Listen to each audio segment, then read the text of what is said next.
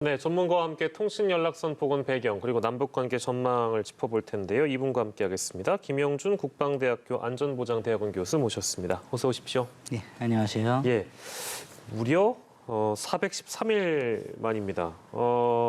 일방적으로 북한이 단절한 지 벌써 그렇게 시간이 흘렀는데 북한이 당시 문제 삼았던 게 대북전단 살포 문제였고 남북통신연락선, 동서해 통신연락선, 남북 통신 시험 연락선, 양국 정상 직통 연락선, 아무튼 다 차단했습니다. 그래서 지난 4월부터 이것도 참 뭐랄까요, 깜짝 놀랄 만한 그런 내용이라서 지난 4월부터 친서 교환을 했고 오늘 중대 발표하겠다. 어떤 내용이 나올까 했는데 남북 간의 통신선을 복원했다. 어떤 의미가 있다고 봐야 될까요, 교수님? 연락선이 참 많죠. 네. 예, 굉장히 큰 의미입니다. 지금 4월부터 편지가 친서가 오갔다는 것들을 같이 밝히면서 오늘이 7월 27일 정전 협정을 했던 날이죠. 68년 만에 예. 날짜를 기념을 해서 이 시기에 우리가 보면 특별한 이벤트가 없는데 갑자기 복원된 듯한 느낌을 받을 수가 있는데요. 사실 그렇게 볼 수가 없고요. 우리가 한미 정상회담 5월 21일 날 워싱턴 DC 시간으로 열렸던 것이고 그 전에 바이든 행정부의 대북 정책 검토까지 완료된 상황이었죠. 예. 지금 이 상황에서 북한 입장에서도 여러 가지들을 고려해서 우리와 그런 내용들을 나눈 다음에 통신 연락선을 재개하기로 한 것은 앞으로 있을 여러 가지 일들에 대해서 굉장히 많은 의지를 보여줬다. 지금까지 어떤 특별한 것에 대한 본인들의 어떤 판단이라기보다 앞으로 어떤 일들을 해나가기 위한 첫 번째 이정표가 되지 않을까 그렇게 보고 있습니다. 예. 네. 최근 남북 관계를 돌아보면 긴장 상태 연속이었잖아요. 남북 사이에 있었던 일을 보자면 해양수산부 공무원 피격 사건이 있었고요. 그리고 북한에서 남북 개성 연락사무소를 폭파했습니다. 이런 일들이 이어져 왔기 때문에 사실 큰 기대감을 갖기 어려웠었는데 그동안 꾸준히 그래도 물밑에서는 소통이 이루어졌던 것 같아요. 그렇죠. 우리 기억하겠지만 저도 여기 많이 나왔었는데 김여정 남북 공동연락사무소 폭파했던 시기에도 군사행동으로 가지 않겠느냐, 그렇죠? GP 다시 복원한다, 이런 얘기들 많이 나오고 있었을 때 남북 간의 친서로 더 나가진 않았었습니다. 그 이후로 이제 불행한 이제 공무원 사건도 터졌었고요. 그 이후에 여러 가지 우리가 이제 교착 상태에 있으면서 바이든 행정부만 쳐다봤던 시기가 한 6개월 정도 있었죠.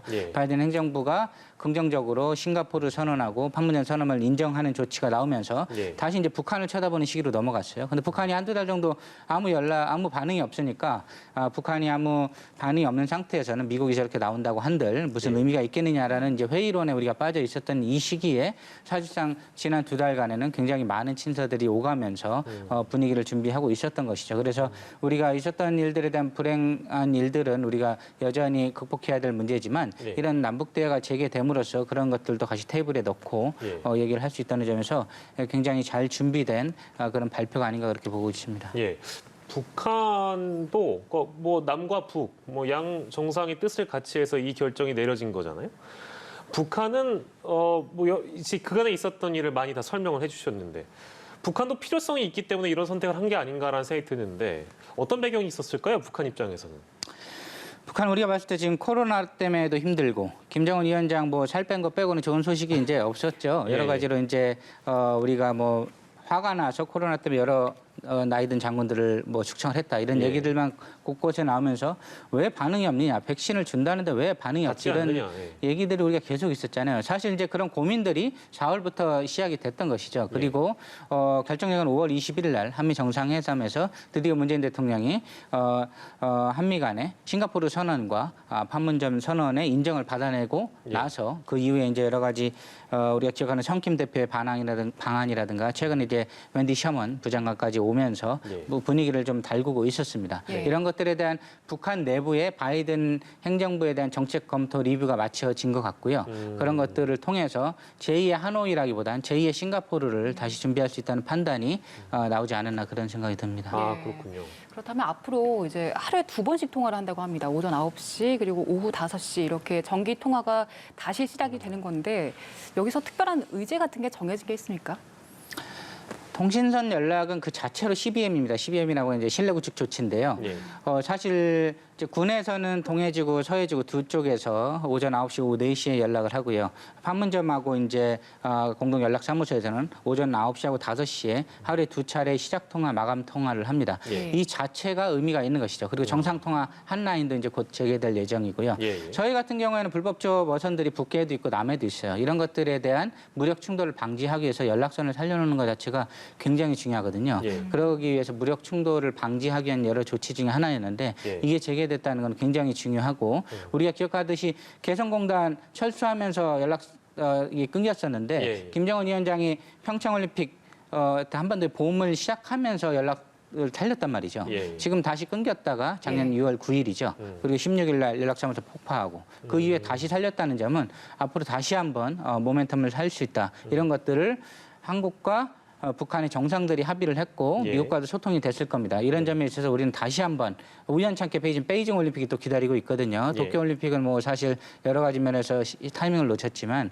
베이징 올림픽 때는 코로나도 좀 나아질 거고 네. 여러 가지 면에 있어서 우리가 한번 다시 한번 평화의 기운을 북돋을 수 있다. 이런 점에서 중요한 시기에 중요한 결정들이 이루어진 것 같습니다. 네, 복원 자체로도 큰 의미가 있습니다만 이제 과거에도 연락선을 복원하면 대남 관계에 시동을 거는 경우가 적지 않았고 뭐 각종 회담이 이어서 열리거나 뭐 더 잘 되게 되면 정상회담까지 내다볼 수 있는 그런 상황이 된 것인데 그러면 지금 근데 사실 북한은 공식적으로 이제 코로나 상황을 어떻게 견디고 있는지 모르겠습니다만 어쨌든 코로나 상황을 직면하고 있는 건 뭐 모든 나라가 다 마찬가지잖아요. 그렇기 때문에 대면 회담이나 어떤 고위급 회담 이런 데까지는 지금 내다보긴 좀 어려울 것 같고, 이건 물론 제 생각입니다만. 그러면 비대면 방식으로 회담할 가능성도 충분히 열려 있다고 보는데 그건 어떻게 전망하세요? 문재인 대통령께서 이제 신년사 때 비대면 회담 얘기를 하셨고 최근에 이제 4월달에 통일부에서 설치된 화상회의 시설을 공개를 하기도 했었습니다. 아마 비대면 회담이 유력하게 첫 번째 회담으로 고려가 될 것은 자연스러운 결과고요. 예. 그 이후에 대면 회담으로 이어질 수 있는 가을 회담들이 아마 연이어서 이루어질 수 있다는 점에서 우리가 원포인트 회담 자주 얘기를 하는데 예. 우리가 그때 한번 트럼프하고 김정은 위원장의 회담이 이루어지지 않을 뻔했을 때 예. 우리가 판문점에서 번개 회담을 하면서 문제를 풀었던 적이 있듯이 예. 이번에도 비대면으로 시작해서 대면으로 마무리한 다음에 베이징 올림픽을 통해서 북미 회담을 다시 한번 재개할 수 있는 이런 타이밍들이 지금 다시 구축이 됐다. 그런 면에서 우리가 지금 처음에 코로나 시대 시작했을 때 화상회가 어색했지만 지금 네. 우리 이제 자연스럽잖아요. 네. 지금 이제 북한에서도 뭐 당연히 인터넷이 되기 때문에 네. 화상회의 시설들이 내부에서는 아마 점검을 하고 있을 겁니다. 그런 것들에 대해서 우리가 굉장히 잘 활용할 수 있다. 그런 네. 것들이 아마 의제에 포함됐을 거로 근데 봅니다. 근데 아마 이제 이 소식을 어떤 남북 관계에서는 긍정적으로 바라볼 만한 포인트이긴 합니다만 우리가 이 어떤 통신선이 다 끊어졌던 그 시점으로 돌아가 보면 어쨌든 이 뭐랄까요, 북한 쪽에서는 우리와의 관계 단절을 먼저 시작했기 때문에 연락사무소를 폭파한 것 자체에 대해서는 어느 정도 해명이 필요한 거 아니냐, 이제 일각에서 이런 어떤 지적도 나올 법하거든요. 그거에 대한 설명은 따로 없을까요, 북한 쪽에서는? 예, 당연히 그런 부분들이 사실은 이제 좀 어려운 부분이죠. 사실 문제가 해결된 건 없잖아요. 그렇죠? 네네. 공무원 피격 사건이라든가 연락사무소 폭파에 대한 문제. 뭐 북한이 나름 자기들은 뭐 이유가 있었다고 얘기는 하겠지만 예, 예. 그럼에도 불구하고 우리는 지금 뭐 일각 야당에서 또 문제 제기를 하듯이 예, 예. 회담은 복원을 환영하지만 예. 그런 문제들에 대해서 좀 얘기를 해야 되지 않겠냐. 충분히 그런 것들 이제 고려해서 진행을 해야 되겠고요. 네. 북한 같은 경우도 이런 것들이 고려돼 가지고 발전이 된다면 네. 다시간에 남북 간에 그런 것들도 의제에 올려놓고 김정은 위원장 그때 전격적으로 사과했던 거 기억을 하실 겁니다. 네, 네, 네. 그게 충분치 않다고 이제 볼 수도 있지만 여러 가지 면에서 우리가 다시 그런 것들에 대한 문제들을 봉합하고 나아갈 수 있는 모멘텀이 있고요. 지금 한미연합훈련 직전이잖아요. 예, 이런 예. 것들도 굉장히 중요한 시기로 이제 보시면 될 것 같습니다. 네, 그 말씀하신 한미연합훈련이요. 북한은 여기에 대해서 굉장히 거부감을 느끼잖아요. 네. 근데 이제 다음 달입니다.